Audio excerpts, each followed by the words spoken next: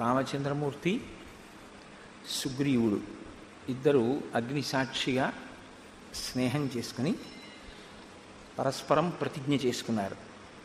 నేను వాలిని నిగ్రహించి నీకు రాజ్యం ఇస్తాను అని రామచంద్రమూర్తి, నేను అన్ని దిక్కులకు వానరములను పంపి సీతమ్మ జాడ కనిపెట్టి మళ్ళీ సీతమ్మని నీ పక్కకి చేరుస్తాను అని సుగ్రీవుడు. ఇద్దరూ ప్రతిజ్ఞ చేసుకున్నారు.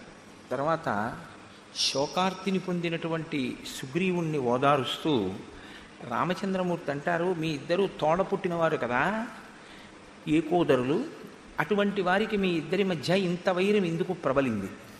నిన్ను రాజ్యభ్రష్టుణ్ణి చేసి నీ భార్యని తన భార్యగా ఎలా చేసుకున్నాడు వాలి? నాకు ఈ విషయాన్ని వివరిస్తే మీ ఇద్దరి మధ్య ఇంత వైరం రావడానికి కారణం నాకు బాగా అర్థమవుతుంది అన్నారు. ఇక్కడ మీరు ఒక విషయాన్ని గమనించవలసి ఉంటుంది. పూర్వాపర విచారణ బాగా చేస్తారు రామచంద్రమూర్తి. సుగ్రీవుడి విషయంలో స్నేహం చేశారు అంటే కబంధుడు చెప్పాడు కాబట్టి స్నేహం చేశారు. ఋష్యమూక పర్వతం మీద ఎవరు ఉంటారో అక్కడ ఉండాలి అంటే పాపాచరణము లేని వారైతేనే ఉంటారు అని కబంధుడు చెప్పాడు. కాబట్టి సుగ్రీవుని యందు పాపము లేదు అని రామచంద్రమూర్తి యొక్క విశ్వాసం. కాబట్టి స్నేహం చేశారు. కేవలం సీతమ్మ జాడ కనిపెట్టడానికి ఒక మిత్రుడు కావాలి అనుకుంటే నిజానికి సుగ్రీవుడి కన్నా వాలి గొప్పవాడు. ఎందుకంటే వాలి ఒక్క కబురు చేస్తే రావణుడు చాలా భయపడతాడు. వాలి చేత నిగ్రహింపబడినవాడు రావణుడు. కాబట్టి ఆయన అలా కావాలి అనుకుంటే సహాయం వాలితోనే స్నేహం చేయొచ్చు. రాముడికి తన కార్యం నడవడం ప్రధానం కాదు, ధర్మం నిలబడి అనుషంగికంగా తన కార్యం నడవాలి తప్ప ధార్మికమైన మార్గము కాని రీతిలో తన కార్యాన్ని చక్కపెట్టుకోవడం అనేటటువంటిది రాముడికి సుతారము ఇష్టం ఉంటుంది. ఆయనకి ముందేది అంటే ధర్మం. సత్యధర్మములు రెండింటినీ రెండు పాదములుగా పెట్టుకుని నడుస్తాడు. కాబట్టి రాముని యొక్క నడక, రాముని యొక్క ఆయనము రామాయణమైంది. కనుక ఆయన సుగ్రీవుడితో స్నేహం చేసి అన్నదమ్ముల మధ్య వైరానికి కారణం అడుగుతున్నాడు. ఇది రామచంద్రమూర్తి అడగడం ఆయనకి కొద్దిగా ఆశ్చర్యంగానే ఉంటుంది. ఎందుకంటే రామలక్ష్మణ భరత శత్రుఘ్నులు నలుగురు కూడా అంత అన్యోన్యమైనటువంటి సోదర ప్రేమ కలిగిన వారు. ఇంత సోదర ప్రేమ కలిగినటువంటి అనుభవం ఉన్నవాడే కానీ అన్నదమ్ముల్లో ఇంత దారుణంగా తమ్ముడి భార్యని తన భార్యని చేసుకుని తమ్ముణ్ణి రాజ్యం నుంచి వెళ్ళగొట్టినటువంటి అన్నగారిని చూడడం అనేటటువంటిది రామచంద్రమూర్తికి కించిత్ కొత్తతనంగానే ఉంటుంది. కాబట్టి ఆయన కారణం అడిగారు, అసలు ఏ కారణం చేత నువ్వు బయటికి పంపబడ్డావు అంటే సుగ్రీవుడు చెప్తున్నాడు, వాలీనామ మమ భ్రాత జ్యేష్ఠ శత్రునిషూదన పితుర్బహుమతో నిత్యం మమాపి చ తథాపురా. నేను వాలి అన్నదమ్ములం. నా తండ్రి గారు వాలిని చాలా ప్రేమించాడు, పెద్ద కొడుకు కనుక. నేను కూడా వాలిని చాలా ప్రేమించాను, వాలిని చాలా గౌరవించాను. మా తండ్రి గారు శరీరాన్ని విడిచిపెట్టిన తరువాత జ్యేష్ఠ కుమారుడు కనుక వాలికి పట్టాభిషేకం జరిగింది. ఆయన రాజ్యాన్ని చేస్తున్నాడు. రాజ్యం ప్రశాసతస్తస్య పితృపైతామహం మహత్ అహం సర్వేషు కాలేషు ప్రణతః ప్రేష్యవత్ స్థితః. వాలి రాజ్యం చేసేటటువంటి సమయంలో తాతలు తండ్రుల దగ్గర నుండి వచ్చినటువంటి రాజ్యాన్ని వాలి పరిపాలన చేసినటువంటి సమయంలో కూడా, అంటే రాజ్యమునందు వాలి ప్రతిష్ఠింపక పూర్వము, రాజ్యమునందు వాలి ప్రతిష్ఠింపబడిన తరువాత కూడా నేను ఆయన్ని ఒక సేవకుడు ఎలా గౌరవిస్తాడో అంత మర్యాదతో అంత గొప్పగా సేవించాను. అంటే నేను ఒక తమ్ముణ్ణి అన్న భావనతో ఎప్పుడు అహంకరించలేదు. నేను ఒక సేవకుడును అన్న భావనతోనే నేను వాలిని అనువర్తించాను. అంత గౌరవంగానూ చూశాను. ఒకానొకప్పుడు మాయావీనామ తేజస్వి పూర్వజో దుందుభే సుతః తేన తస్య మహద్వైరం స్త్రీకృతం విశ్రుతం పురా. ఒక స్త్రీ కారణంగా వాలికి మాయావి అనబడేటటువంటి ఒక రాక్షసునికి వైరం వచ్చింది. ఈ మాయావి మయుని యొక్క కుమారులలో పెద్దవాడు. అంటే మీకు వాలి యొక్క శీలం ఇటువంటిది, సుగ్రీవుని యొక్క శీలం ఇటువంటిది. ఒక గీత గీసి మహర్షి మాటల్లోనే చూపిస్తూ ఉంటారు. ఒక స్త్రీ కారణంగా వైరం అంటే ఒకే స్త్రీని ఇద్దరు కాంక్షించి ఉన్నారు. కాబట్టి వాలికి మయుడికి మధ్యలో అభిప్రాయ భేదాలు వచ్చాయి. ఒకానొక రాత్రి వేళ, ఒక అర్ధరాత్రి సమయంలో ఆ మయుడు కిష్కింధానగరానికి చేరుకున్నాడు. అప్పటికి వాలి నిద్రపోతున్నాడు. ఆయన వచ్చి ఒక పెద్ద సింహనాదం చేశాడు. ఓ వాలి, నువ్వు బయటికి రా, నిన్ను నేను నిర్జిస్తాను, నేను అందుకే వచ్చాను. అంటే వేళాపాళాలైనటువంటి క్రౌర్యం, వేళాపాళాలైనటువంటి ఆగ్రహం. అంటే ఇంకా అతను చేరిందే తడవు కిష్కింధ, వాలిని చంపెయ్యాలన్నంత క్రుద్ధుడై ఉన్నాడు. కాబట్టి ఇప్పుడు ఆయన ఒక పెద్ద కేక వేశాడు. వెంటనే వాలి లేచి, నేను ఏదో మధువు సేవించి ఉన్నాను, రాత్రివేళ కనుక నిన్ను నిగ్రహించలేని అనుకుంటున్నావేమో, నువ్వు అక్కడే నిలబడు, నేను వస్తున్నాను, నీతో తలపడతానని వాలి కూడా గబగబా బయలుదేరి యుద్ధానికి వెళ్ళాడు. వాలిని అనుగమించి సుగ్రీవుడు కూడా వెళ్ళాడు. ఎందుకనంటే వాలి సుగ్రీవుల యొక్క ప్రేమ ఈ వైరం రానంతకాలము కూడా రామలక్ష్మణుల మధ్య ప్రేమ ఎలా ఉంటుందో అలాగే ఉంటుంది అని నేను మాట అంటే అంత పెద్ద దోషభూయిష్టమైనటువంటి మాట ఏం కాదది. ఎందుకంటే ఇంచుమించు అంత ప్రేమతోనూ ఉంటారు ఇద్దరు.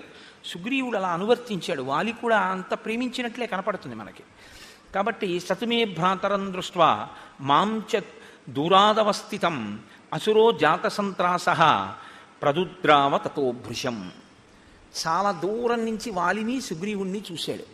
చూసి ఇంత యుద్ధానికి వచ్చి వాలిని మట్టు పెడతానని పెద్ద పెద్ద కేకలు వేసి సింహనాదం చేసినటువంటి ఆ మాయావి, ఆ మయుని కుమారులలో పెద్దవాడైనటువంటి మాయావి ఒక్కసారి పరుగు లంఘించుకున్నాడు. వెనక్కి తిరిగి ఆయన పరిగెత్తి వెళ్ళిపోతున్నాడు. విడిచిపెట్టలేదు వాలి. వాలి ఆయన్ని తరిమాడు. ఆయన వెళ్ళి వెళ్ళి వెళ్ళి వెళ్ళి ఆ మాయావి పచ్చగడ్డితో ఉన్నటువంటి ఒక పెద్ద బిలంలోకి, భూగృహంలోకి ప్రవేశించాడు. ప్రవేశించి దానిలోకి వెళ్ళిపోయాడు. అది చాలా చీకటిగా ఉంది. ఆ బిలం లోపలికి వెడితే అతను ఎక్కడున్నాడో, అతని పరివారం ఎవరైనా ఉన్నారో, ఇంకా ఎవరైనా యుద్ధానికి తలపడతారో తెలియని పరిస్థితి. కాబట్టి ఇప్పుడు వాలి అందులో ప్రవేశిస్తుంటే సుగ్రీవుడు నమస్కారం చేసి అన్నాడు, అన్నయ్య నేను కూడా నీతో వస్తాను అన్నాడు. అంటే మీరు ఇది చెప్పేటప్పుడు రాముడితో చెప్తున్నాడు సుగ్రీవుడి కథ.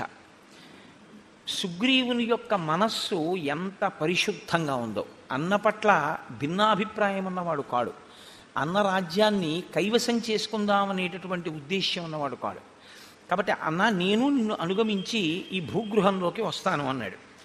శాపయిత్వాతు మాం పద్భ్యాం ప్రవివేశ బిలం మహత్. వాలి అన్నాడు, నేను నా పాదముల మీద ఒట్టు పెడుతున్నాను, నువ్వు నాతో రావద్దు. నేను లోపలికి వెళ్ళి ఆ రాక్షసుల్ని మట్టు పెట్టి తిరిగి వస్తాను, నేను తిరిగి వచ్చే వరకు నువ్వు ఈ బిలద్వారం దగ్గర కాపు కాయి.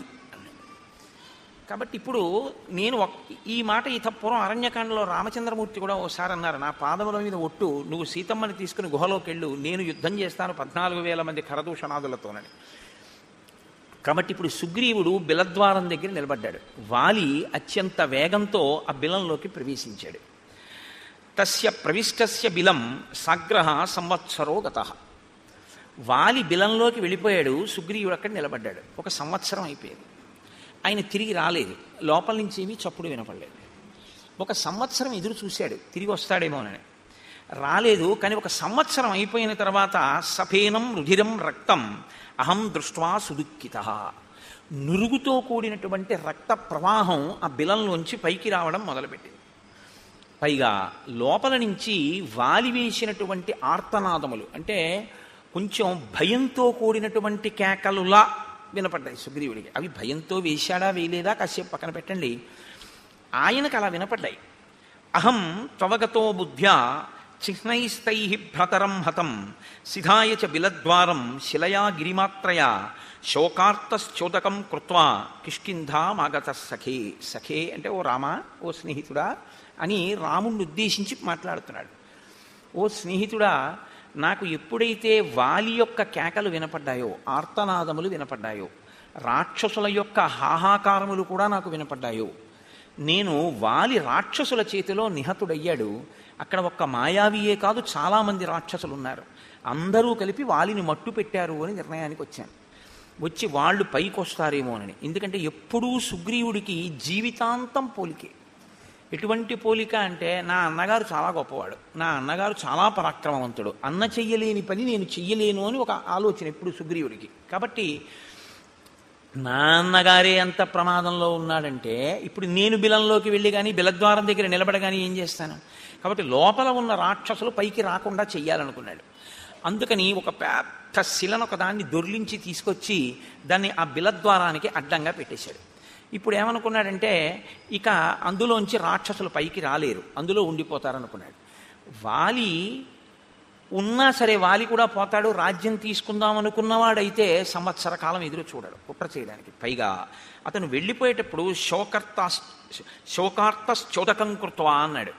నేను ఆయన గురించి శోకించి ఉదకక్రియ చేశాను అన్నాడు. ఉదకక్రియ చేయడము అంటే జలతర్పణ. అంటే చనిపోయాడు అన్న భావనలో మనసులో అతనికి ఏం అనుమానం లేదు. బతికున్నాడో చచ్చిపోయాడో, నేను గబుక్కుని బిలానికి అడ్డంగా ఓ రాయి పెట్టేశాను, అలాంటి భావన ఏం లేదు. ఖచ్చితంగా వాలి మరణించాడని అనుకున్నాడు. అందుకే అతను ఉదకక్రియ కూడా చేసేసాడు. చేసేసి తిరిగి వచ్చాడు. నిజంగా రాజ్యం మీద సుగ్రీవుడికి వ్యామోహం ఉండి ఉంటే వాలి చచ్చిపోయాడని మంత్రులకి చెప్పుండేవాడు. నేను బిలానికి అడ్డంగా ఒక శిలని పెట్టాను, ఉదకక్రియ చేశాను, వచ్చాను, కానీ అన్నయ్య చచ్చిపోయాడు అని నేను ఎలా చెప్పడం? అన్నయ్య ఏలినటువంటి రాజ్యాన్ని నేను ఏలగలనా? బహుశా అది ఆయన శంక. వాలి సింహాసనం మీద కూర్చుంటే అమ్మ బాబాయ్ వాలి పరిపాలిస్తున్నాడని ఎవరు రాలేరు. వాలి అంత సమర్థున్నా నేను వాలి కూర్చున్న సింహాసనం మీద కూర్చోడానికి? యువరాజుగా వాలి పక్కన కూర్చోగలనేమో, కానీ వాలి లేకుండా నేనే స్వతంత్రంగా పరిపాలన చేయగలిగినటువంటి వాడిని కాను. అందుకని ఆయన మంత్రులకు చెప్పలేదు. కానీ వాళ్ళు ఏం చేశారు? యత్నతో మంత్రిభిశ్రుతం. వాళ్ళు గుచ్చి గుచ్చి గుచ్చి గుచ్చి ప్రశ్నించారు అనేక రకాలుగా. నువ్వు ఎందుకు వచ్చేసావు, వాలేడి, ఎందుకు రాలేదు, ఎప్పుడు వస్తాడు అని. దుఃఖముతో కూడుకున్నటువంటి మనసుతో ఉన్నవాడు కాబట్టి ఒక రోజున పైకి చెప్పేశాడు, వాలి మరణించాడు అని చెప్పాడు. ఎందుకని అంటే తను అలాగే నమ్మాడు. మంత్రులు అన్నారు, వాలి మరణించాడు, నువ్వు యువరాజువి, రాజు లేడు సింహాసనం మీద, సింహాసనం ఖాళీగా ఉండకూడదు, కాబట్టి ఉత్తరాధికారివి నువ్వే కనుక నీకు రాజ్యాభిషేకం చేస్తా ఉన్నారు. అభిషిక్తంతు మాం దృష్ట్వా వాలి సంరక్తలోచన మదీయాన్ మంత్రినో బద్ధ్వా పరుషం వాక్యమబ్రవీత్. ఈయనకి పట్టాభిషేకం చేశారు, సుగ్రీవుడు రాజ్యం చేస్తున్నాడు. సుగ్రీవుడు రాజ్యం చెయ్యడం మొదలుపెట్టినటువంటి కొద్ది కాలానికే వాలి వచ్చాడు. వాలి తిరిగి వచ్చి చూసి సుగ్రీవుడు రాజుగా ఉండడం చూడగానే ఆయన కళ్ళు ఎర్రబడ్డాయి. కుట్ర చేసి రాజ్యం పుచ్చుకున్నాడు అన్న భావన ఏర్పడింది. ఆయన సుగ్రీవుడిని అడగలేదు. అసలు సుగ్రీవుడు మాట్లాడడానికి కానీ సుగ్రీవుడు చెప్పడానికి కానీ అవకాశం ఇవ్వలేదు. సుగ్రీవుడు చెప్పింది నమ్మలేదు కూడా. కాబట్టి మదీయాన్ మంత్రినో బద్ధ్వా పరుషం వాక్యమబ్రవీత్. నా మంత్రులందరినీ ఖైదు చేసేసాడు. పైగా నన్ను చాలా పరుషంగా మాట్లాడాడు. ఏం మాట్లాడాడు అన్నది సుగ్రీవుడు చెప్పలేదు. పరుషంగా మాట్లాడాడు అంటే దాన్ని బట్టి మనం ఏమైనా అర్థం చేసుకోవలసి ఉంటుందంటే, నువ్వు రాజ్యకాంక్షతో కావాలని నన్ను చంపడం కోసమే బిలానికి శిల అడ్డుపెట్టి నేను లోపలికి వెళ్ళగానే అడ్డుపెట్టి వచ్చేసావు, వచ్చి రాజు అయ్యావు. సంవత్సరం ఎదురు చూసి వచ్చాడు అన్నదాన్ని వాలి ఊహించలేదు. వెళ్ళగానే బిలానికి శిల అడ్డుపెట్టాడు అనుకున్నాడు. కాబట్టి నిగ్రహేపి సమర్థస్య తం పాపం ప్రతిరాఘవ న ప్రావర్తతమే బుద్ధి భ్రాతుర్గౌరవయంత్రిత. నేనప్పుడు రాజ్యాధికారమునందున్నాను. బలవంతుడా బలహీనుడా కాసేపు పక్కన పెట్టండి, అధికారంలో ఉండడం చాలా గొప్ప బలం. ఎందుచేత అంటే సైన్యం అంతా కూడా సహకరిస్తుంది, రాజ్యాధికారం అటువంటిది. కాబట్టి నేను అధికారంలో ఉన్నాను, కాబట్టి నేనే తలుచుకుంటే వాలిని నిగ్రహించగలను, కానీ నేను నిగ్రహించలేదు. హత్వా శత్రుం సమే భ్రాత ప్రవివేశపురం తదా మానయంస్తం మహాత్మానం యథావచ్చాభ్యవాదయం. నేను అభివాదం చేశాను. మొన్నటి రోజున మీకు నేను మనవి చేశాను, అభివాదము అన్న మాటకు అర్థం ఏమిటో. అభివాదము అంటే నిలబడి చేసేది కాదు, వంగి మోకాళ్ళ మీద రెండు చెవులు పట్టుకుని చేస్తే అభివాదం. కాబట్టి రెండు చెవులు పట్టుకుని నేను అభివాదం చేశాను. అలా అభివాదం చేస్తే గుర్తు ఏమిటంటే ఆశీర్వచనాన్ని అపేక్షించినట్లు. అభివాదం చేసినప్పుడు వెంటనే ఆశీర్వచనం చేస్తారు. కాబట్టి నాకు ఆశీర్వచనం చెయ్యలేదు మా అన్నయ్య. నేను అభివాదం చేసి మా అన్న పక్కన నిలబడ్డాను. ఉక్తాశ్చ నాశిషస్తేన సంతుష్టేన అంతరాత్మన. ఆయన మనసులో తృప్తిని పొందలేదు నేను అలా అభివాదం చేసినా కూడా. ఆయన నాకు ఆశీర్వచనం చెయ్యలేదు. నత్వా పాదావహం తస్య మకుటేనా స్పృశం ప్రభో అపి వాలీవమ క్రోధాత్ న ప్రసాదం చకారసః. నేను నా కిరీటం ఆయన పాదాలకు తగిలేటట్టుగా వంగి ఆయన పాదములకు నా కిరీటాన్ని తగల్చి నమస్కరించాను. నమస్కరించి నేను ఆయనతో ఒక మాట చెప్పాను, అన్నయ్య నేను యథార్థంగా రాజ్యం కోరుకోలేదు, నువ్వు మంత్రులను అడుగు. నేను ఒక సంవత్సరం ఎదురు చూశాను నువ్వు వస్తావని. నురుగుతో కూడిన రక్తపు వరద వచ్చింది. నేను నీకే ప్రమాదం జరిగింది అనుకున్నాను. అందుకని ఒక సంవత్సరం తర్వాత ఒక బండ అడ్డంగా పెట్టి తిరిగి వచ్చేసాను. నేను మంత్రులకు చెప్పలేదు. వారు నన్ను గుచ్చి గుచ్చి ప్రశ్నించారు. ప్రశ్నించి వాళ్ళు బలవంతంగా నాకు పట్టాభిషేకం చేశారు. అభిషిక్తోన కామేన తన్మేత్వం క్షంతుమర్హసి, నేను కావాలని చేసుకున్న పట్టాభిషేకం కాదు, కానీ నాకు పట్టాభిషేకం జరిగిందన్నమాట వాస్తవం. అన్నయ్య, ఈ జరిగిన పట్టాభిషేకానికి నన్ను క్షమించు, నాకు తెలియదు నువ్వు ఉన్నావని. కాబట్టి ఇప్పుడు ఈ రాజ్యాన్ని నీకు అప్పజెప్పేస్తున్నాను, నువ్వే సింహాసనం మీద కూర్చుని పరిపాలన చెయ్యి. నీ వంటి మహాత్ముడు పరిపాలన చేస్తుంటే నీకు తమ్ముడిగా, సేవకుడిగా, నేను పూర్వం యువరాజుగా ఎలా ఉన్నానో అలాగే యువరాజ పదవిని స్వీకరిస్తాను. నాకు రాజరికం వద్దు, నువ్వే సింహాసనం మీద కూర్చో. కాబట్టి ఇప్పుడు సుగ్రీవుని యొక్క మనస్సులో పాపభావన లేదు, ఆయనకి రాజ్యకాంక్ష లేదు. ఎందుకంటే కొన్నాళ్ళు సింహాసనం మీద ప్రభువుగా కూర్చున్నాడు. ప్రభువుగా కూర్చున్నవాడు అకస్మాత్తుగా మళ్ళీ యువరాజుగా రావడం అనేటటువంటిది ఎవ్వరికీ అంగీకారయోగ్యం కాదు. యువరాజు రాజు తర్వాత ఉండేటటువంటి రాజరికం. ఒకసారి రాచరికం చేసి మళ్ళీ యువరాజుగా కూర్చోవడం అనేటటువంటిది ఒక వ్యక్తి అంగీకరించగలిగినటువంటి విషయం కాదు, అంత తేలిక కాదది. కానీ సుగ్రీవుడు దానికి సిద్ధపడ్డాడు. అన్నయ్య, నువ్వే రాజ్యమేలు, నేను నీకు తోడుగా ఉంటాను, నేను పూర్వం ఎలా నిన్ను సేవించానో అలాగే ఒక సేవకుడిగా మసులుకుంటాను, నేను యువరాజుగానే ఉంటాను అని అభ్యర్థించాను. కానీ వాలి సభని ఏర్పాటు చేసి మంత్రుల్ని, పౌరుల్ని అందరినీ పిలిచాడు. పిలిచి ఒక మాట అన్నాడు, జరిగిన కథంతా చెప్పాడు. మాయావి వెంట మేము పరిగెత్తడం, తను బిలంలోకి వెళ్ళడం అన్నీ చెప్పి ఆ సభలో ఉన్న వారితో ఏం చెప్పాడంటే, ఈ దుర్మార్గుడు రాజ్యాన్ని కాంక్షించి నేను బిలంలోకి వెళ్ళగానే శిల అడ్డుపెట్టి వెళ్ళిపోయాడు. నేను తీరా మాయావిని వెతుక్కుంటూ లోపలికి వెళ్ళినటువంటి 1 సంవత్సరం తర్వాత నాకు ఆ మాయావి కనపడ్డాడంటే అది ఎంత పెద్ద బిలమో. ఆయనతో పాటు అక్కడ చాలామంది రాక్షసులు ఉన్నారు. నేను ఈ రాక్షసులందరినీ పరిమార్చాను. గుహ నెత్తుటితో నిండిపోయింది. నెత్తుటితో నిండిపోతే నేను ఆ గుహ నుంచి బయటపడవలసి వచ్చింది. తీరా నేను లోపల నుంచి సుగ్రీవా సుగ్రీవా సుగ్రీవా అని ఎంత అరిచినా నాకు జవాబు రాలేదు. నేను బయటికి వెడదామని వస్తే శిల అడ్డు పెట్టేసింది. నేను నా పాదములతో అనేక పర్యాయములు ఆ శిలని తన్నాను. తంతే ఆ శిల బద్దలైంది. బద్దలైన తరువాత నేను బయటికి రాగలిగాను. ఈ క్రూరాత్ముడు ఇంత దుశ్చర్య చేసి నువ్విక్కడ ఉండు అని చెప్తే ఉండడం మానేసి శిలని అడ్డుపెట్టి ఇక్కడికొచ్చి రాజ్యాన్ని తీసుకున్నాడు. కాబట్టి వీడు నా పట్ల క్రూరంగా వ్యవహరించాడు, కాబట్టి నేను వీడిని చంపేస్తానన్నాడు అని నా భార్య రుమని తన భార్యగా స్వీకరించాడు. ఇక్కడ మీరు ఒక విషయాన్ని గమనించవలసి ఉంటుంది. తార అని ఒక ఆవిడ ఉంది, వాలి భార్య. వాలి భార్య తార, సుగ్రీవుడి భార్య రుమ. వాలి తారతో కలిసి రాజ్యం వెళుతుండేవాడు. వాలి మరణించాడు అని తెలిసిన తర్వాత, అంటే వాలి మరణించాడు అనుకున్న తర్వాత ఆమె సుగ్రీవుడికి భార్య అయింది తార. వాలి వచ్చేంత వరకు సుగ్రీవుడి భార్యగానే ఉంది తార. సుగ్రీవుణ్ణి తరిమేశాడు. తరిమేశాక ఆవిడ మళ్ళీ వాలి భార్య అయింది. మళ్ళీ తర్వాత సుగ్రీవుడు వాలిని చంపేశాడు. ఆమె మళ్ళీ సుగ్రీవుడికి భార్య అయింది. మరి అప్పుడు సుగ్రీవుడి యందు మాత్రం దోషం లేదా? మరి అప్పుడు రాముడు ఎలా ఊరుకున్నాడు? చంపిన తరువాత వాలి భార్య తారని సుగ్రీవుడి చేపడితే అది కూడా దోషమేగా, వదిన గారిని స్వీకరించడం, తల్లితో సమానం కదా. మరి అప్పుడు సుగ్రీవుడిని కూడా చంపేయాలిగా. మరి ఎందుకు చంపలేదు? మరి రుమని, సుగ్రీవుడి భార్య రుమని వాలి స్వీకరిస్తే వాలి మీద ధర్మం తప్పిన వాడివి అని వాలిని ఎందుకు సంహరించాడు రామచంద్రమూర్తి? కిష్కింధకాండలో మీరు చాలా జాగ్రత్తగా దాన్ని పరిశీలన చేయవలసి ఉంటుంది. వానర జాతులలో వానరముల యందు అనేక జాతులున్నాయి. ఇందులో కర్మాధికారము జ్ఞానాధికారము కలిగినటువంటి వానర జాతి ఒకటి ఉంది. అది చాలా శ్రేష్టమైనటువంటి వానర జాతి. వాళ్ళు సంధ్యావందనం చేస్తారు. మనుష్యులు ఎలా చేస్తారో అలా వాళ్ళు సంధ్యావందనం చేస్తారు. వాళ్ళ అంత్యేష్టి సంస్కారం అవన్నీ కూడా అలా ఉంటాయి. వాలి, సుగ్రీవుడు సంధ్యావందనం చేసేటటువంటి వానర జాతిలో వచ్చినటువంటి వాళ్ళు. సంధ్యావందనం చేసే అధికారం ఉన్నటువంటి వానర జాతిలో ఒక నియమం ఉంది.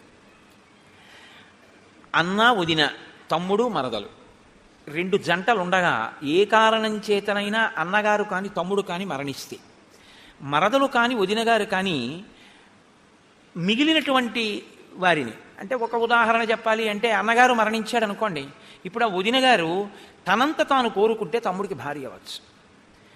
అలాగే తమ్ముడు మరణించాడు అనుకోండి, తమ్ముడి భార్య కోరుకుంటే అన్నగారికి భార్య కావచ్చు. అది వాళ్ళ ధర్మం, అది వాళ్ళ నియమం. అది మీరు మన నియమాలని తీసుకెళ్ళి అక్కడ పెట్టకండి. వాళ్ళ నియమం అలా ఉంది, అది వాళ్ళకి ధర్మబద్ధం. కాబట్టి వాలి భార్యగా తార ఉన్నంతకాలం సుగ్రీవుడు ఎప్పుడూ స్వీకరించలేదు. వాలి మరణించాడు అని పరిపూర్ణంగా నమ్మాడని గుర్తేమిటంటే పట్టాభిషేకం చేసుకుని తారని కూడా తీసుకున్నాడు. ఆవిడ అంగీకరించింది సుగ్రీవుడు భార్యగా ఉండడానికి, కాబట్టి స్వీకరించాడు. ఇప్పుడు తప్పు లేదు. సుగ్రీవుడు కళ్ళ ముందు బతికున్నాడని వాలికి తెలుసు, తెలిసి రుమని స్వీకరించాడు, ధర్మం తప్పాడు, అందుకుని చంపాడు. ఇది మీరు పట్టుకోవలసి ఉంటుంది. తర్వాత సుగ్రీవుడు మరణించాడు, వాలి మరణించాడు. వాలి మరణించిన తరువాత వాలి భార్య తార ఇప్పుడు భర్త పోయాడు కాబట్టి కోరుకుంటే ఆయన తమ్ముడికి భార్యగా వెళ్ళవచ్చు. కాబట్టి తార తమ్ముడికి భార్యగా వెళ్ళింది, రాముడు జోక్యం చేసుకోవాలి. ఆ ధర్మ సూక్ష్మాన్ని మీరు పట్టుకోవాలి. కిష్కింధకాండలో ఈ విషయాన్ని మీరు జాగ్రత్తగా పట్టుకోకపోతే ఏమవుతుందంటే రాముడు వాలినే ఎందుకు నిగ్రహించాడు, సుగ్రీవుణ్ణి ఎందుకు నిగ్రహించలేదు అన్నది ఒక పెద్ద ప్రశ్నగా నిలబడిపోతుంది. కాబట్టి నేను అనుకుంటున్నాను, ఇప్పుడు మీకు స్పష్టమైంది అని నేను అనుకుంటున్నాను. రాముడు ధర్మాత్ముడు, ఆయన ధర్మాన్నే నిలబెడుతుంటాడు ఇప్పుడు. కాబట్టి రామ, నేను బ్రతికుండగా నన్ను చంపడానికి ప్రయత్నం చేసి ఈ భూమండలం అంతా తిరిగాను వాలి తరువుకొస్తే. ఋష్యమూక పర్వతం మీదకి వచ్చి కూర్చున్నాను. కిష్కింధ పక్కనే ఉంది ఋష్యమూక పర్వతం. ఆఖరికి నేను ఈ ఋష్యమూకం మీదే కూర్చున్నాను. ఒక కారణం వల్ల ఇక్కడికి వాలి రాడు, అంతే చెప్పాడు. అప్పటికే ఆ మాటే చెప్పాడు. ఒకానొక కారణం చేత వాలి ఇక్కడికి రాలేడు. వాలే కాదు, వాలి అనుచరులు కూడా రాలేరు. అందుకని నేను ఇక్కడ ఉన్నాను, కానీ ప్రాణాలు అరచేత పెట్టుకుని ఉన్నాను. ఎందుకంటే నన్ను చంపాలి అని కృతకృత్యుడై ఉన్నాడు. ఎలాగైనా తమ్ముడిని చంపేస్తానంటున్నాడు. అందుకని ఏ క్షణంలో ఎవరిని పంపి నన్ను చంపుతాడోనని భయపడడం వల్లే మీ ఇద్దరిని చూసినప్పుడు కూడా వాలే పంపాడు అని నేను అంత భయపడ్డాను. నేను బ్రతికుండగా నా భార్య రుమని తన భార్యగా వాలి అనుభవిస్తున్నాడు. ఇది వాలి చేసినటువంటి ద్రోహం. అందుకని వాలిని సంహరించి నాకు రాజ్యాన్ని భార్యని ఇప్పించవలసింది అని నిన్ను ప్రార్థిస్తున్నాను అన్నాడు. ఇప్పుడు వెంటనే రామచంద్రమూర్తి అన్నారు, యావత్తం నాభిపశ్యామి తవ భార్యాపహారిణం తావత్ సజీవేత్ పాపాత్మ వాలి చారిత్ర దూషక. ఆయన తీర్పు చెప్తారు. చారిత్ర దూషక, నడవడి లేనివాడు. ధర్మం తెలియదా? తెలుసు, అలా చేపట్టకూడదు రుమనని తెలుసు, చేపట్టాడు. ఎలా చేపట్టాడు? తమ్ముడు బతికుండగా చేపట్టాడు, కాబట్టి ధర్మం తప్పాడు. ధర్మం తప్పినటువంటి ఆ వాలిని ఇక నేను బతకనివ్వను. నా కంటికి వాలి ఎంతకాలము కనపడడో అంతకాలమే బ్రతికుంటాడు. నా కంటికి వాలి కనపడిన ఉత్తర క్షణంలో వాలి మరణిస్తాడు. కాబట్టి నువ్వు ఇవ్వాలే, ఇప్పుడే బయలుదేరి కిష్కింధకి యుద్ధానికి పిలి. బయటికి వస్తాడు, నేను వాలిని చంపేస్తాను. సరే, బయలుదేరారు. ఆ వాలి, ఆ సుగ్రీవుడు రామచంద్రమూర్తితో, మీ పరాక్రమం మీద నాకు ఎటువంటి అనుమానం లేదు, మీరు ఇంద్రుడితో తుల్యమైన వారు, మీరు వాలిని నిగ్రహించగలరు, వాలినేమి 3 లోకములనే నిగ్రహించగలరు, అంతటి పరాక్రమ సంపన్నులు. అటువంటి మీతో నాకు మైత్రి ఏర్పడడం చాలా గొప్ప విషయం, చాలా సంతోషించవలసిన విషయం. రాజ్యభ్రష్టుడైన ఒక వానరుణ్ణి నేను, అటువంటి వానరుడితో మీరు స్నేహం చేశారు. పైకి అంటూ ఉంటాడు ఈ మాటలు, కానీ సుగ్రీవుడి మనసులో ఉన్న భావనలన్నీ వేరు ఈ సందర్భంలో. ఎందుకో తెలుసా అండి, ఆయన ఎప్పుడైనా సరే లక్ష్మణుణ్ణి అసలు కూర్చోమని చెప్పడం. ఆయన ఎప్పుడైనా కూర్చోమంటే రాముణ్ణే కూర్చోమంటాడు. రాముణ్ణి కూడా ఎలా కూర్చోమంటాడంటే, ఒక కొమ్మ విరిచి వేసి 2 పర్యాయాలు చేశాడు అలాగా. ఒక కొమ్మ విరిచి వేసి దాని మీద తను కూర్చుని రాముణ్ణి కూర్చోమంటాడు. ఒకసారి అయితే ఏమైందంటే రామలక్ష్మణులు ఇద్దరు నిలబడ్డారు, తను కూర్చుని మాట్లాడాడు. ఆ తరువాత ఏం చేశాడంటే, చూసి రామ మీరు కూర్చోండి అని లేచి ఒక మద్ది చెట్టు కొమ్మ విరిచి ఆసనంగా వేసి కూర్చోండని తను కూర్చుని ఇలా కూర్చోమన్నాడు. అంటే మహాత్ముల సరసన కూర్చోవడం, మహాత్ములతో సమానంగా కూర్చోవడం వారిని అవమానించడమే. అంటే వారు కూర్చోమంటే కూర్చోవచ్చు, అందులో దోషం లేదు. అలా ఉండకూడదు. మనం ఆ గమనించగలిగినటువంటి స్థితిని చూడాలి. ఇది సుగ్రీవుడికి తెలియదా? రాముడు మహాత్ముడని తెలియదండి. తెలియకపోవడం వల్ల అలా ప్రవర్తించాడు అని మీరు అన్నారనుకోండి, లేకపోతే మహాత్ములతో అలా ప్రవర్తించకూడదని సుగ్రీవుడికి తెలియదండి అని మీరు అన్నారనుకోండి, మహాత్ములతో అలా ప్రవర్తించకూడదన్న విషయం సుగ్రీవుడికి తెలుసు అనడానికి మహర్షి ఒక సాక్ష్యాన్ని చూపిస్తారు. నేను మీకు ఎదర వచ్చినప్పుడు చూపిస్తాను. అంటే తెలిసి అలా ప్రవర్తించాడు. ప్రవర్తించి మీ అంతటి వారు నాతో స్నేహం చేస్తున్నారు, ఇంకింతకన్నా ఏం కావాలంటాడు. కానీ మనసులో అనుమానపడుతుంటాడు. ఏమనుమానపడ్డాడంటే, ఆగండి వెడదాం, పిలుస్తాను వాలిని, యుద్ధం చేస్తాను, మీరు చంపుదురు కానీ నేను ఒక్క మాట చెప్తాను, కొంచెం వినండి అన్నాడు. దేని గురించి భయం సుగ్రీవుడికి అంటే ఇప్పుడు బయటపడుతున్నాడు. సముద్రాత్ పశ్చిమాత్ పూర్వం దక్షిణాదపి చోత్తరం క్రామత్య నుదితే సూర్యే వాలి వ్యపగత క్లమః. వాలి ప్రతిరోజు సూర్యోదయానికి పూర్వం బ్రాహ్మీ ముహూర్తంలో నిద్రలేస్తాడు. చాలా మంచి అలవాటు. రావణుడు కూడా లేస్తాడు. కానీ ఇద్దరికీ ఉన్న లక్షణం ఏమిటో తెలుసా అండి? ఆయనకి కామం, ఈయనకి అహంకారం. నాకు బలం ఉంది అని. సంధ్యావందనం చెయ్యాలి అనుకున్నటువంటి వాడు ఒక చోట కూర్చుని చేసుకుంటే చాలు. అంతేకాని బలం ఉంది కదా అని సంధ్యావందనం చేసేటటువంటి వాడు ఏదో చెరువు దగ్గరికి వెడితే 4 గట్ల మీద సంధ్యావందనం చేయాలి, 4 చోట్లకి వెళ్ళి తర్పణ అర్ఘ్యం ఇవ్వాలని ఏం లేదు. కానీ ఒంటి బలం అటువంటిది. కాబట్టి ఆయన ఏం చేస్తాడంటే 4 సముద్రముల దగ్గరికి వెడతాడు అర్ఘ్యం ఇచ్చేటప్పుడు. అంటే దిగ్దేవతా నమస్కారానికి తిరిగినట్టుగా 4 సముద్రములకు వెడతాడు. తూర్పు సముద్రం, పశ్చిమ సముద్రం, ఉత్తర సముద్రం, దక్షిణ సముద్రం ఒక్కొక్క గంతులోనే వెళ్ళిపోతాడు. దక్షిణ సముద్రం దగ్గర కూర్చున్నవాడు ఒక్క గంతు వేస్తే ఉత్తర సముద్రం దగ్గర ఉంటాడు. ఉత్తర సముద్రం దగ్గర నుంచి ఒక్కసారి లంఘిస్తే మళ్ళీ తూర్పు సముద్రానికి వస్తాడు. తూర్పు సముద్రం నుంచి బయలుదేరితే ఒక్క గంతులో పశ్చిమ సముద్రాన్ని చేరుకుంటాడు. మా అన్నయ్య అంత వేగంగా సంధ్యావందనానికి వెడతాడు. సంధ్యావందనానికి వెళ్ళేటప్పుడు పెద్ద అలా వెళ్ళాలనేటటువంటి ఒక వ్యగ్రత ఏమీ ఉండదు. సంధ్యావందనం అనేటటువంటిది చాలా ప్రశాంతంగా చేసేటటువంటి స్థితి. మీరు విన్నారో లేదో, రాముడు అరణ్యవాసానికి రాగానే గంగా తీరంలో గుహుడి దగ్గరికి వెళ్ళాడు. నిర్మలమైన మనస్సుతో గాయత్రి చేస్తాడు. గాయత్రి ఎప్పుడు చేస్తున్నా సంధ్యావందనంలో మనసుని నిర్మలం చేసుకోవాలి. అందుకే అన్ని మాటలు ఆచమనం చేస్తారు.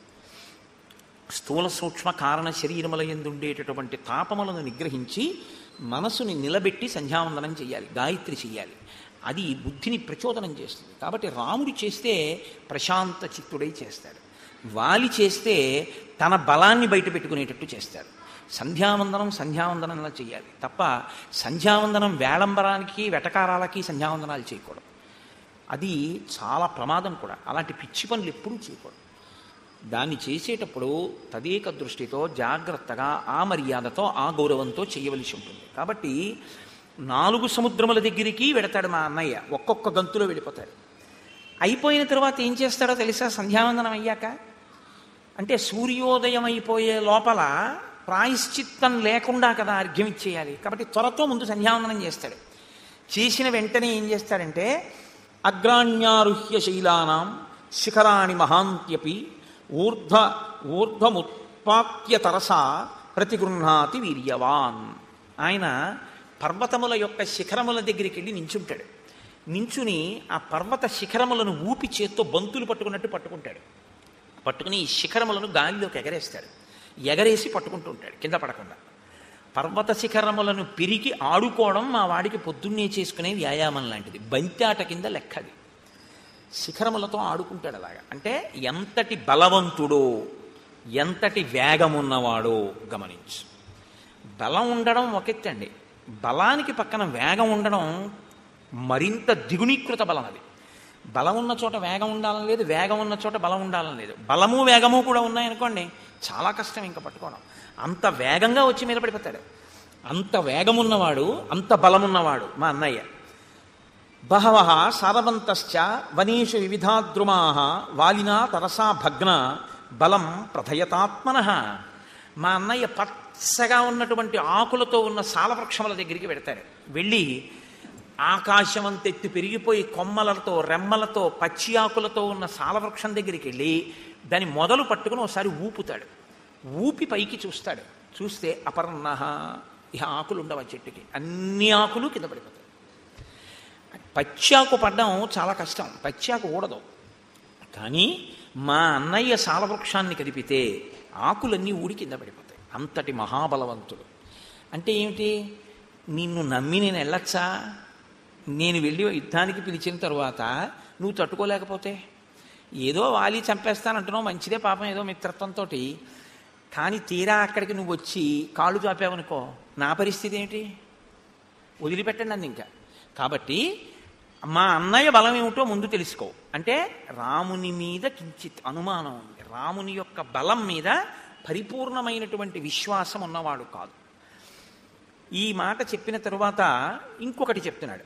మహిషోదుందుభిర్నామ కైలాస శిఖర ప్రభ బలం నాగసహస్రస్య ధరయామాస వీర్యవాన్. దుందుభి అని ఆ మాయావి యొక్క తమ్ముడు, వాడికన్నా గొప్పవాడు వీడు. వీడికి 1000 ఏనుగుల యొక్క బలం ఉన్నటువంటి వాడు. 1000 ఏనుగుల బలం ఉంటే వచ్చిన ఇబ్బంది ఏముందండి? దానికి పెద్ద గొడవ ఏముంది? ఆయన బలం అయింది, ఆయన తిండి అయింది. కానీ వచ్చిన బాధ ఏమిటంటే బలం ఉంది కాబట్టి రోజు ఎవరో ఒకళ్ళతో యుద్ధానికి వెళ్తాడు. యుద్ధానికి వెళ్ళడానికి ఆయనకి ఈయనకి ఏమీ అభిప్రాయ భేదాలు ఉండక్కర్లేదు. బలవంతులు ఎవరని అడుగుతాడు. ఆయన బలవంతుడండి అన్నారు అనుకో, నేను పొద్దున్నే వెళ్ళి వాళ్ళ ఇంటి ముందుకు వెళ్ళి జబ్బలు తెరుస్తాడు, వస్తావా రావా యుద్ధం చేస్తానంటాడు. అంటే ఓడించేయాలంతే. నేను బలవంతుడననేటటువంటి ఒక ఖండకావరం అనమాట. కాబట్టి ఈ దుందుబి 1000 ఏనుగుల బలం ఉన్నవాడు కాబట్టి ఒకసారి సముద్రుడి దగ్గరికి వెళ్ళాడు. సముద్రుడు అనంతమై గంభీరంగా ఉంటాడు కాబట్టి ఆయన దగ్గరికి వెళ్ళి జబ్బలు చరిచి అన్నాడు, నువ్వు ఇంత పెద్ద సముద్రుడు ఉన్నావు, ఇంత బలవంతుడు అంటారు, ఇవాల్టితో నీ పొగరు అణిచేస్తాను, రా యుద్ధానికి అన్నాడు. ఆయన ఏం చేశాడు అంటే ఆయన ఏం చెయ్యక్కర్లేదు, బలం ఉంది కాబట్టి గొడవ పెట్టుకుంటూ ఉంటాడు. అదే రాక్షస ప్రవృత్తి అంటే, అంతకన్నా ఇంకేముండదు. కాబట్టి ఎప్పుడైనా అటువంటి వాడు మీకు కనపడితే మీరేం చేయాలంటే సముద్రుల్లా హిమవంతుల్లా మాట్లాడాలి అని గుర్తుపెట్టుకోండి. తప్ప మీరు యుద్ధానికి వెళ్ళిపోకూడదు, వాళ్ళే మీరు కూడా రెచ్చిపోకూడదు. కాబట్టి సముద్రుడు ఎంత గంభీరంగా మాట్లాడాడంటే ఆయనే గాంభీర్యం సముద్రం అంటే. తత సముద్రో ధర్మాత్మ సముద్ధాయ మహాబల అబ్రవీద్వచనం రాజనం అసురం కాలచోదితం. కాలము చేత గ్రసింపబడడానికి సిద్ధపడుతున్నటువంటి ఆ దుందుబికి ఈ కండకావరం పెరిగింది. కాబట్టి సముద్రుడి దగ్గరికి వెళితే సముద్రుడు లేచి అన్నాడు, నీతో నేనేమి యుద్ధం చేస్తానయ్యా, సమర్థో నాస్మితే దాతుం యుద్ధం యుద్ధ విశారద శ్రూయతాం చాభిదాస్యామి యస్తే యుద్ధం ప్రదాస్యతి. శైలరాజో మహారణ్యే తపస్వి శరణం పరం శంకర శ్వశురో నామ్నా హిమవానితి విశ్రుత గృహప్రస్రవణోపేతో బహుకందర నిర్ఝర స సమర్థస్తవ ప్రీతిం అతులాం కర్తుమాహవే. ఉత్తర దిక్కున హిమవంతుడున్నాడు. హిమవంతుడు చాలా పెద్ద పర్వతం. ఋషులందరూ ఆయన్ని ఆశ్రయించి ఉంటారు, తపస్సు చేసుకోవడానికి ఆ హిమవత్ పర్వతం మీద ఉంటారు. ఆయన ఎందు పెద్ద పెద్ద గుహలున్నాయి, అనేకమైన నదులు పుట్టి ఆయన మీద ప్రవహిస్తూ ఉంటాయి. అంత బలవంతుడు, పైగా శంకరుడికి మామగారు. కాబట్టి ఆ హిమవంతుడి దగ్గరికి వెళ్ళి అడుగు, ఆయన చేస్తాడు యుద్ధం. నీలాంటి వాడితో నేనేం యుద్ధం చేస్తాను, కాబట్టి నాతో యుద్ధం అక్కర్లేదు, నేనే చెప్తున్నానుగా చేయలేనని ఆయన దగ్గరికి వెళ్ళి అన్నాడు. వాడు వెంటనే అయితే నువ్వు చేయలేవన్నమాట, కాబట్టి ఓడిపోయినట్టే. వాడికి అక్కడతో ఆ కోరిక తీరిపోయింది. కాబట్టి ఇప్పుడు కానీ వాడికి ఆ తీట వదిలిపోతూ ఉండాలి, రోజు ఎవరో ఒకళ్ళతో యుద్ధం చెయ్యాలి వాడు. కాబట్టి వాడు హిమవంతుడి దగ్గరికి వెళ్ళాడు.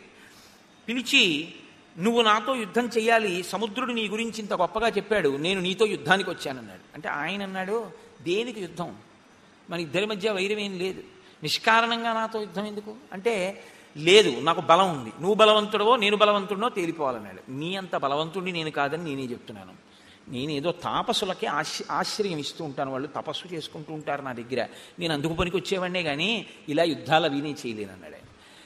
నువ్వు యుద్ధం అన్నా చెయ్యి, నాతో యుద్ధం చేసేవాడిని అన్నా చూపించన్నాడు. అదో పెద్ద విచిత్రమైనటువంటి విషయం.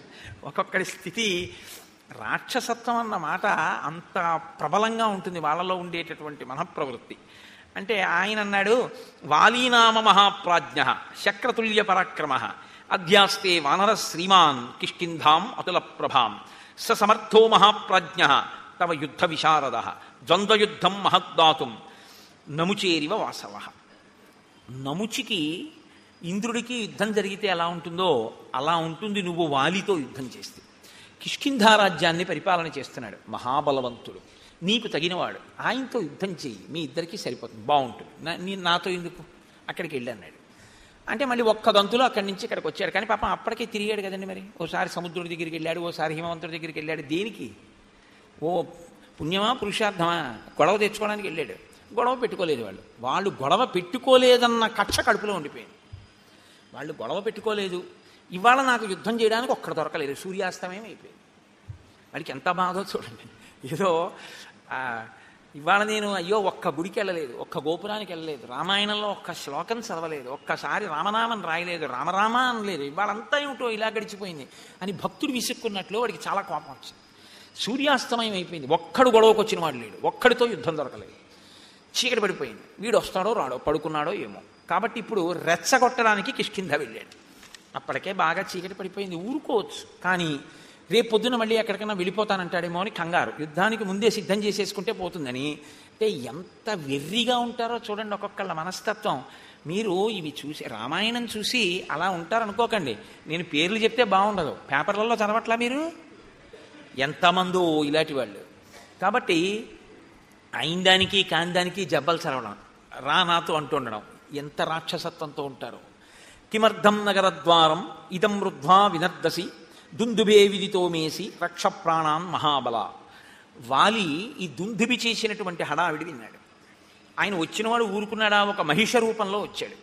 వచ్చి ఒక పెద్ద మహానాదం ఒకటి చేశాడు. ఆ కిష్కిందంతా చెట్లున్నాయి, ఆ చెట్లన్నీ విరగ్గొట్టేస్తున్నాడు. గిట్టలతో భూమినంతటినీ కూడా ఇలా దున్నేసి ఆ పైకి మట్టి రేపేసి భూమిని బద్దలు చేసేస్తున్నాడు ఆ బలంతో. ఆ నగర ద్వారాన్ని భేదించేస్తున్నాడు, బదలు కొడుతున్నాడు. బదలు కొడుతుంటే వాలి నిద్ర లేచి అన్నాడు, ఎందుకురా, ఎవడరా అల్లరి చేస్తున్నవాడు, ఏమిట్రా అంత కంగారు వాడికి, ఎందుకు అలా ఆ నగర ద్వారాన్ని బద్దలు కొడుతున్నాడు అన్నాడు. అంతే ఆయన అడిగింది, నాకు నీతో యుద్ధం కావాలి, ఇప్పుడు చేస్తావా రేపు చేస్తావా అని అడిగితే అయిపోతుంది పోనీ. కానీ వీడన్నాడు, అంటే రాక్షసత్వం అంటే మాటలు ఎలా ఉంటాయో చూడండి, అకారణంగా. నత్వం స్త్రీ సన్నిధౌ వీర వచనం వక్తుమర్హసి మమ యుద్ధం ప్రయచ్ఛాత్య తతో జ్ఞాస్యామి తే బలం. ఆడాళ్ళ దగ్గర కూర్చొని అరవడం కాదు. అంటే మరి రాత్రి అయిపోయింది, అంతఃప్రవాసంలో రాణుల దగ్గర కదా ఉంటాడు. ఆడవాళ్ళ దగ్గర ఉండి ఏదో పెద్ద వీరుళ్ళ ఎవడరా అని అడగడం కాదు, రా యుద్ధానికి, నీ బలం ఏంటో తేల్చేస్తానన్నాడు. ఎవరు అసలు వాడు? ఏమీ చెప్పడం, కంగారు అనుకుని మళ్ళీ ఏమనుకున్నాడో వెంటనే అభయం ఇచ్చాడు. ఫోన్లే, చీకటి పడిపోయాక వచ్చాను కదా అని. అధమాధారయిష్యామి క్రోధమధ్య నిశామి మాం గృహ్యతాం ఉదయ స్వైరం కామభోగీషు వానరా. పోన్లే, ఎలాగో అలా కష్టపడి రేపు పొద్దుటి వరకు నేను ఈ కోపాన్ని ఇలాగే అట్టి పెట్టుకుంటాను. రేపు పొద్దున్న యుద్ధానికి రా, ఇవాళకి రాత్రి నీ రాణులతో హాయిగా కామోపభోగాన్ని అనుభవించు. ఎందుకు ఆ కోపాన్ని నిలబెట్టుకోవడం? ఎవడైనా కోపం వదిలేస్తానని చూడాలి. ఆయన అంటాడు, చాలా కష్టం మీద రేపు పొద్దుటి వరకు కోపాన్ని నిలబెట్టుకుంటానంటాడు. అంటే దుష్టుడి యొక్క మనఃప్రవృత్తి ఎలా ఉంటుందో చూడండి. ఉత్తమే క్షణకోపస్య మధ్యమే ఘటికాద్వయం మధమే స్యాదహోరాత్రం పాపిస్తే మరణాంతక. కష్టపడి కోపం నిలబెట్టుకోవడం ఎందుకండి? అది పోతుంటే హాయిగా వదిలిపెట్టేయాలి దాన్ని. అమ్మాయి మన ప్రయత్నం లేకుండా పోయిందిరా అనుకోవాలి. కానీ వాడికి అలా చిత్తశాంతి లేదు, దాన్ని కష్టపడి నిలబెట్టుకుంటున్నాడు, గిట్టలతో గీరేస్తున్నాడు, చెట్ల కొమ్మలు, అంటే రాత్రల్లా అలా చేస్తూ ఉంటాడు. నువ్వేం చెయ్యాలి, వాలి ఏం చెయ్యాలో చెప్తున్నాడు. ఇవాళ రాత్రికి నీ రాణులతో భోగించు. దీయతాం సంప్రదానంచ పరిష్వజ్య చ వానరాన్ సర్వశాఖాం మృగేందస్త్వం సంసాదయ సుహృజ్జనాన్. నువ్వు దాన ధర్మాలు ఏమైనా చెయ్యాలనుకుంటున్నావేమో, ఇవాళ రాత్రి చేసేసి, ఎవరికేమైనా ఇద్దామనుకుంటే ఇచ్చేసి. పరిష్వజ్య చ వానరాన్, ఎవరైనా నీకు ముఖ్యమైనటువంటి వానరుల్ని చూడాలంటే వాళ్ళని పిలిపించి కౌగిలించేసుకోసారి. ఎందుకంటే ఇవన్నీ అంటే కండకావరం, నోటి తీట. సర్వశాఖాం మృగేందస్వం సంసాదయ సుహృజ్జనాన్. ఒకసారి నీ సుహృత్తులుంటారు, మంచి స్నేహితులు, మళ్ళీ చూడడం ఉండదు, రేపు పొద్దున్న చంపేస్తాను నేను, అందుకని వాళ్ళందరినీ పిలిచి ఓసారి చూసేసి. అంటే దేనికి చంపేస్తావు? ఏమి కారణం లేదు, తను బలవంతుడు అనిపించుకోవాలి కాబట్టి చంపేస్తాడంతే. సుదృష్టాం కురు కిష్కింధాం కురుష్వాత్మసమం పురే క్రీడస్వచ సహ స్త్రీభి అహం తే దర్పనాశన. రేపు ఎలాగో నిన్ను చంపేస్తాను ఉదయం, కాబట్టి ఇవాళ ఏం చేస్తావో తెలుసా? ఒకసారి ఆ కిష్కింధా సామ్రాజ్యాన్ని అంతటినీ ఓసారి చూసేసుకో. రాజు కాబట్టి నీకు ఆ మక్కు ఉంటుంది, ఓసారి ఆ రాజ్యం వంక చూడు.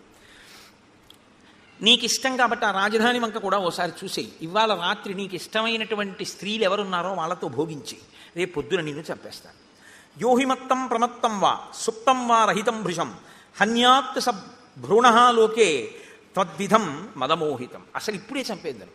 ఎందుకు వదిలేస్తున్నానో తెలుసా? నువ్వు తాగి రాణులతో భోగం అనుభవిస్తుంటావు కాబట్టి నిద్రపోతున్న వాడిని, ఆయుధం లేనివాడిని, యుద్ధానికి సిద్ధంగా లేనివాడిని, ఏదో కామోపభోగంలో ఉన్నవాడిని చంపడం అంటే భ్రూణహత్య, పసిపిల్లాన్ని చంపడంతో సమానం. కాబట్టి నేను అటువంటి పాపపు పనులు చేయనన్నాడు. మళ్ళీ ఇందులో మళ్ళీ పాపపుణ్య విచారణ ఒకటి వాడికి. రాక్షసత్వం అంటే అలాగే ఉంటుందండి, చాలా గమ్మత్తుగా ఉంటాయి వాళ్ళ మాటలు. కాబట్టి రేపు పొద్దున్న యుద్ధానికి రాను అంటే వాలికి వీడికన్నా సరదా వాడికి. వాడన్నాడు, రేపొద్దుడి దాకా అయింది, నేను తాగిన అది వీరరసం, నేను మధుపానం చేసినా అది నన్నేం అడ్డదు, కాబట్టి నేను ఇప్పుడే చంపేస్తాను, రేపొద్దుడి దాకా ఏంటి, అవన్నీ నాకేం అవసరం లేదన్నాడు. అని వెంటనే లోపలికి వెళ్ళి తమేవ ముక్త్వా సంక్రుద్ధో మాలాముక్షిప్య కాంచనీం పిత్రా దత్తాం మహేంద్రేణ యుద్ధాయ వ్యవతిష్టత. తన తండ్రి అయినటువంటి మహేంద్రుడిచ్చిన బంగారు మాల ఒకటి ఉంది, ఆ మాల తీసి మెడలో వేసుకున్నాడు. ఆ మాలకి ఒక శక్తి ఉంది, అది తనలోని తేజస్సుని, తనలోని బలాన్ని క్షీణించిపోకుండా మాల స్వీకరించి కాపాడుతుంది. ఎదుటివారి బలాన్ని లాగేస్తుంది అని చెప్పకూడదు మీరు ఎప్పుడు. అది ఆయనలో తేజస్సుని, ఆయనలో బలాన్ని క్షీణించిపోకుండా తనలోకి తీసుకుని కాపాడి మళ్ళీ ఇస్తూ ఉంటుంది. మహేంద్రుడిచ్చిన మాలకి ఆ శక్తి ఉంది. అందుకే అది మెడలో ఉన్నంతసేపు వాలి మరణించడు. వాలి మరణించాలి అంటే అది మెడలోంచి తీసేయాలి, అది మెడలోంచి తీస్తేనే మరణిస్తాడు. కాబట్టి ఇప్పుడు ఆ హారాన్ని మెడలో వేసుకున్నాడు. వేసుకుని వెళ్ళి ఆ 2 కొమ్ములు పట్టుకుని ఎవడరా దుందుబి నువ్వేనా అన్నాడు. అవును నేనే అన్నాడు. రేపు పొద్దుడు దాకా ఎందుకు ఇప్పుడు రా అని 2 కొమ్ములు పట్టుకుని విరిచేశాడు. ఇంత అల్లరి చేసిన వాడు ఏమీ లేదు. 4 పిడిగుద్దులు గుద్దాడు. ముక్కులోంచి, చెవుల్లోంచి, నోట్లోంచి నెత్తురు కక్కుని ఢామ్మని చచ్చిపోయాడు. ఎందుకు ఇంత అల్లరి అంటే, ఎందుకు ఎక్కడో హాయిగా పడుకోక ఈశ్వరుడు ఇచ్చిన బలంతో ఎందుకు వచ్చిన గొడవ, ఎందుకు వెళ్ళినట్టు, ఎందుకు యుద్ధం చేసినట్టు, ఎందుకు చచ్చిపోయినట్టు అంటే ఒక్కటే చెప్పవలసి ఉంటుంది, ఖండకావరము. కాబట్టి తం తోలయిత్వా బాహుభ్యాం గతసత్వం అచేతనం చిక్షేప బలవాన్ వాలి వేగే నైకేన యోజనం. అదిగో అప్పుడు మా అన్న వాలి ఏం చేశాడో తెలుసా? ఆ చనిపోయినటువంటి దుందుభిని కోపంతో వాడు కొనప్రాణంతో ఉండగా 2 చేతులతో పైకెత్తి గిర్ర గిర్ర తిప్పి విసిరిశాడు. పర్వతం అంత శరీరం ఉన్నవాడు దుందుభి. ఆ శరీరాన్ని విసిరితే అది యోజనం దూరం వెళ్ళి పడింది రామ. ఇదిగో ఆ పడిపోయిన శరీరమే ఇప్పుడు అస్థిపంజరం అయిపోయింది, ఎండిపోయి అది ఇలా అయిపోయింది. ఆ విసిరినప్పుడు నవరంధ్రములలోంచి నెత్తురు కారుతోందేమో దుందుభి శరీరంలోంచి. తస్య వేగ ప్రవిద్ధస్య వక్త్రాక్షతజ బిందవ ప్రపేతుర్మారుతో క్షిప్త మతంగస్యాశ్రమం ప్రతి. ఆ గాలిలో వచ్చేస్తున్నటువంటి ఆ దుందుభి యొక్క శరీరంలోంచి కారుతున్న నెత్తురు మతంగ మహర్షి యొక్క ఆశ్రమంలో పడింది, ఆశ్రమ ప్రాంగణంలో పడింది. ఆయన బయటికి వచ్చారు. ఏమిట్రా పెద్ద చప్పుడైంది ఏదో పడిపోయినట్టు అని బయటికి వచ్చారు.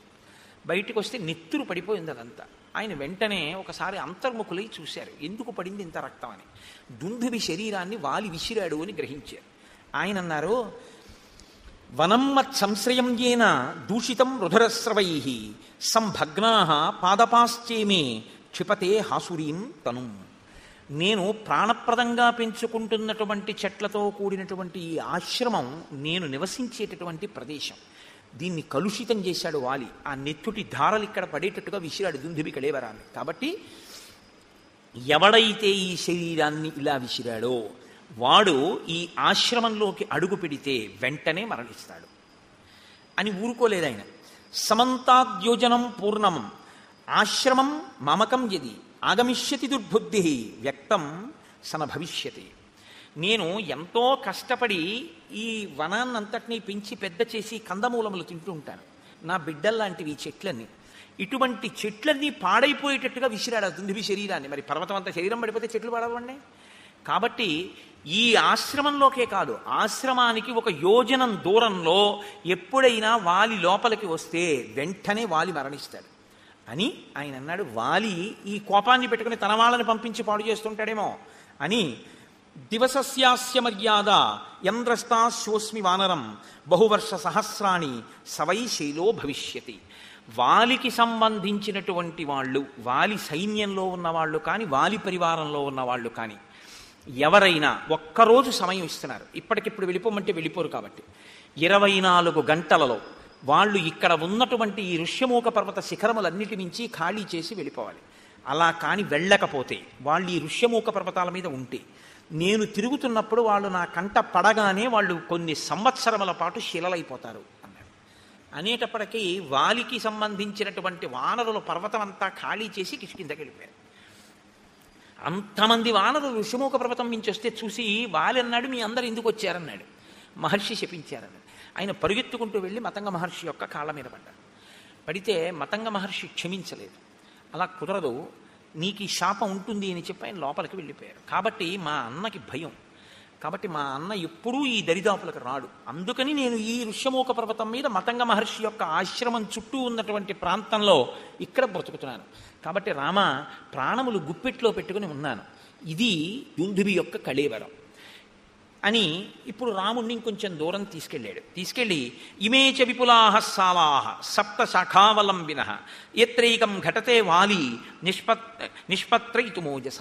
ఇగో ఇవే 7 సాల వృక్షాలు వరుసగా ఉన్నాయి, చూసావా? ఇవి 7. ఇవే ఉదయం సంధ్యావందనం చేసుకున్న తర్వాత మా అన్నయ్య వచ్చి దీన్ని కదిపేవాడు. దీన్ని ఊపితేనే ఆకులన్నీ రాలిపోతాయి. రామ, మా అన్నయ్య ఇంత బలవంతుడు, ఇంత వేగం ఉన్నవాడు, నేను చెప్పవలసింది చెప్పాను. నీకు నమ్మకం ఉందా వాలిని చంపగలనని అని అడిగాడు. అంటే ఇంత చెప్పినా బలవంతుణ్ణి అనుకుంటున్నావా? నిజంగా అంత బలం ఉందా అంటే రాముడు ఏమనలేదు, లక్ష్మణుడు నవ్వాడు. ఆయన అన్నాడు, తథాబ్రువాణం సుగ్రీవం ప్రహసన్ లక్ష్మణోబ్రవీత్ కస్మిన్ కర్మణి నిర్వృత్తే శ్రద్ధద్యా వలినోవధం. ఏమి నీకు అనుమానమా? మా అన్నయ్య చంపగలడు వాలిని. వాలికి ఎంత వేగం ఉందో అంతకన్నా వేగం మా అన్నయ్య బాణానికి ఉంది. నీకు అనుమానమా? నీ చెప్తున్నాను మా అన్నయ్య చంపగలడని. అనుమానం ఉంటే ఏం చేస్తే నమ్ముతావు చెప్పు అన్నాడు. ఇప్పుడు ఏమనాలి నిజంగా నమ్మకం ఉంటే? లక్ష్మణుడు ఈ మాట అన్న తర్వాత సరే అయితే రామా నేను యుద్ధానికి ఎడతానన్నాడు. కానీ ఆయన అలా అనలేదు. సుగ్రీవుడు అన్నాడు, నువ్వు ఒక్క బాణంతో ఒక సాలవృక్షాన్ని కొడితే నేను నమ్ముతాను. ఒక బాణంతోటే కొట్టాలి, ఒక్కసారి విడిచిపెట్టాలి. ఆ బాణం ఒక సాలవృక్షాన్ని కానీ కొట్టగలిగితే నువ్వు మా అన్నయ్యని కొట్టగలవు అని నేను నమ్ముతాను. ఎందుకంటే ఒక సాలవృక్షాన్ని కలిపితే ఆకులు రాలేవి కాబట్టి వాలికి. 2 ఈ దుందుబి అస్థిపంజరం ఉంది చూసావా, దాన్ని మా అన్నయ్య ఎత్తి 2 చేతులతో యోజనం దూరం విసిరాడు. నువ్వు నీ కాలి బొటన వేలుతో దీన్ని ఎత్తి 200 ధనస్సుల దూరం విసిరి చూస్తానంటే 400 గజాలు విసిరితే నేను నమ్ముతాను అన్నాడు. అంటే సుగ్రీవుడికి నమ్మకం కలిగించడానికి ఆయన కర్మ అండి రామచంద్రమూర్తికి, ప్రయోజనం సుగ్రీవుడిది, పరీక్ష రామచంద్రమూర్తికి. అంత బలం ఉందా లేదా ముందు నాకు చూపించు అంటే డ్రైవింగ్ లైసెన్స్కి బ్రేక్ ఇన్స్పెక్టర్ గారి ముందు ఒకసారి స్కూటర్ నడిపినట్టు సుగ్రీవుడి ముందు రామచంద్రమూర్తి తన విలువిద్యని ప్రదర్శిస్తున్నారు. ఎటువంటి మహానుభావుడు, ఎటువంటి స్థితి. కాబట్టి ఇప్పుడు ఆయన అన్నాడు, సరే నీకు నా బలం తెలియాలి అంతే కదా. అంటే వెంటనే సుగ్రీవుడు అంటాడు, అయ్యయ్యో మీ బలం నాకు తెలియక కాదు, మీరు దేవేంద్రుడు అంతటి బలవంతులు. మీరు దేవేంద్రుడిని ఏమిటి 3 లోకములను నిగ్రహిస్తారు, అంతటి బలపరాక్రమములు ఉన్నవారు. దశరథ మహారాజు గారి కొడుకు, మహానుభావుడివి, అస్త్రశస్త్రములు ఎరిగిన వాడివి.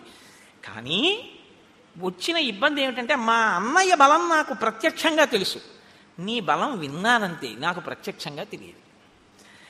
కింతు తస్య బలజ్ఞోహం బలశాలిన అప్రత్యక్షం తుమే వీర్యం సమరేతవ రాఘవ. మా అన్నయ్య యుద్ధాలు చేయడం నేను చూశాను, మా అన్నయ్య ఓడిపోవడం అన్నది నేను చూడలేదు. వాళ్ళెప్పుడు ఓడిపోలేదు జీవితంలో. కాబట్టి వాలి ఓడిపోవడం అన్నది నేను చూడలేదు. బలానా దానికి ఓడిపోతాడని చెప్పడం కుదరదు. అంత వేగం, అంత బలం నీకు ఉంది అని నేను విన్నాను, కానీ నేను ఎప్పుడు చూడలేదు. కాబట్టి ప్రత్యక్షంగా చూస్తే ధైర్యం వేరు. కాబట్టి ఓసారి ఇవి 2 చేసి చూపిస్తే నమ్ముతాడు. పైకి నమ్మినట్టే ఉంటాడు, కానీ ఓసారి ఈ కంటితో చూస్తే కానీ నమ్మనంటుంటాడు. సుగ్రీవుణ్ణి అనక్కర్లేదండి, మనందరం అంతే కదా. మీరు కాదు, మీరు పెద్దలు, నేను మిమ్మల్ని అంటలేదు. నా బోటిగాడు ఈశ్వరుడు ఉన్నాడు అంటుంటాను, కానీ ఏమో ఎందుకైనా మంచిది మన గొడవ మనం చూసుకుంటుంటే అంటుంటాం. నమ్మినట్టు ఉంటాం, కానీ అవును ప్రహ్లాదుని రక్షించాడు, అవును రామచంద్రమూర్తి అదేంటి వానరులందరినీ రక్షించారు అంటాం, రామాయణం అంతా చెప్తాం, కానీ మన అపనమ్మకం మందే. సుగ్రీవుడు అంతే. కాబట్టి ఇప్పుడు ఆయన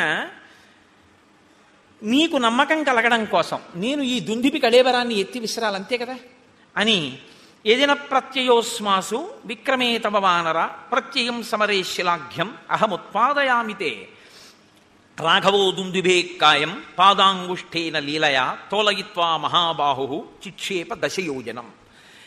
వాలి 2 చేతులతో ఎత్తి గిరగిరా తిప్పి 1 యోజనం విసిరినటువంటి దుందుభి యొక్క కళేబరాన్ని రామచంద్రమూర్తి తన కాలి బొటన వేలితో పైకెత్తి 10 యోజనం చిక్షేప 10 యోజనం 10 యోజనముల దూరం విసిరిశారు కాలి బొటన వేలితో. నమ్ముతావా అన్నాడు. అంటే ఆయన అన్నాడు, అప్పుడు మా అన్నయ్య చంపినప్పుడు అది పచ్చిగా ఉంది, మాంసంతో ఉంది, నెత్తుడితో ఉంది, బరువుగా ఉంది, ఎత్తి యోజనం విసిరాడు. ఇప్పుడు చాలా కాలం అయిపోయింది, ఎండిపోయింది, అస్థిపంజరం అయిపోయింది. దాన్ని నువ్వు బొటన వేలుతో విసిరావు 10 యోజనాలు. ఒక్క సాలవృక్షాన్ని కూడా కొట్టు ఒక బాణంతో, కొడితే నమ్ముతాను అన్నాడు. అంటే ఇంకా ఇప్పటికీ కూడా పూర్తిగా నమ్మకం కలగలేదు.